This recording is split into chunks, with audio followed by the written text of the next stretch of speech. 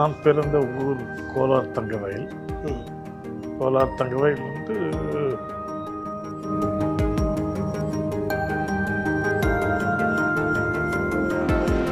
இல்லை, இப்போ நீங்கள் சொல்லக்கூடிய அந்த திராவிடத்தால் வீழ்ந்தோம் அப்படின்றதுக்கு நேர் எதிராக திராவிடத்தால் எழுந்தோம் அப்படின்னு ஒரு திராவிடர்கள் சேர்ந்து போட்ட புத்தகம். திராவிட இயக்க காலத்தில் தமிழ் ஒழிக்கப்பட்டது. தமிழுக்கு என்னெல்லாம் தாழ்த்தம் இழிவுபடுத்தணும் அந்த தமிழ்நாட்டுக்குள்ள இருந்து அதெல்லாம் எழுந்த தற்கொலை.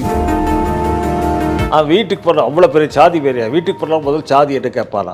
ஏன்னா ராமசாலாய்க்கு முதல் சாதியை கேட்டால் கேட்பாரா? அதாள் இப்போ பார்க்க போகிறோம் முதல்ல ஒரு சாதி எடுக்கிட்டு டைரியில் எழுதி குறிச்சு வச்சுப்பார். வடுகை தான் ஆரியன், வடுகை தான் திராவிடன், ரெண்டு டபுள் ஆக்டிங், ரெண்டு வேலை பண்ணுறவங்க வந்து அவன் தமிழ் படிக்க தெரியாத ஒரு தலைமை உருவாக்குறாங்க திட்டமிட்டு. அந்த ஆள் போய் சொன்னாரா, ஐயோ நான் என்னையா நீ பண்ணுறது, நம்ம வந்து நம்மெல்லாம் எங்கே போகிறது, தமிழ்நாட்டுக்கு தமிழுக்கு நீ எல்லாம் சொன்னான் அப்படின்னு சொல்லிட்டு அந்த தமிழ் கழகம்னு பேரை மாற்றினா அப்படின்னு சொல்லிட்டு சொல்லி அப்படி பின்னால் தான் ஒன்றாவது வச்சு அந்த தீர்மானம் போட வச்சுது. இந்த சேலம் மாநாட்டு தீர்மானம் திராவிட நாடு பேர் மாற்றுறது.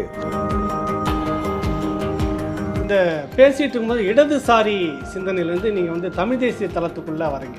தமிழ் தேசிய தளத்துக்குள்ளே வந்தோடனே நான் சந்தித்த நெருக்கடிகள் வந்து என்ன மாதிரி நெருக்கடிகள்? இல்லை, இப்போ அது ஒன்று எனக்கு அடியால் போட்டது வந்து இன்னொரு புத்தகம். நான் சிறையில் எழுதின 3வது புத்தகம் ஆகிய சாதியை வந்து அரசியலாக்கிட்டு திராவிட கட்சிக்காரங்க தான்.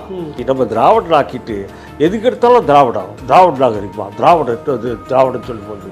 தமிழை செத்து போயிட்டான், தமிழை கொழுட்டு ஜாதிக்குள் திராவிடத்தில் போச்சுட்டாடுங்க. இந்த சிறை அனுபவங்கள் வந்துட்டு என்ன பாடத்தை சொல்லியிருக்கு? நீங்கள் திரும்பி பார்க்குறப்ப அதை எப்படி பார்க்குறீங்க சிறை அனுபவங்கள்? பாடம் பெரிய பாடம் சிறை இதுங்க செய்தவெல்லாம் வந்து தமிழ்நாட்டு காவல்துறை தான். ஆனால் இங்கത്തെ காவல்துறை கரடக்காரராக இருக்கான். கேரளத்துக்கு போனால் கேரள காவல்துறை மலையாளி காவல்துறையாக இருக்குது.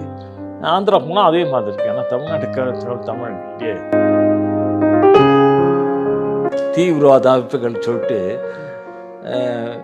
எல்லா தமிழ்ச்சங்குகள் ஒரு ஊரில் 1000 பேர் தமிழ் இருந்தாருன்னா அங்கே ஒரு தமிழ்ச்சங்கு ஏபத்தோடு தானே செய்யும்.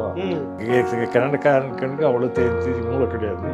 அவன் சொல்லி கொடுத்தா அந்த வழக்கு போட்டானுங்க. அதில் கருணாநிதி பங்கு இருக்குன்னு சொல்கிறாங்க. இல்லைன்னா கியூ பிரான்ச்சுன்னு ஒரு பிரிவை வந்து தமிழ் தீவிரவாதின்னு ஒரு பிரிவு உருவாக்கம் வந்தால் தானே.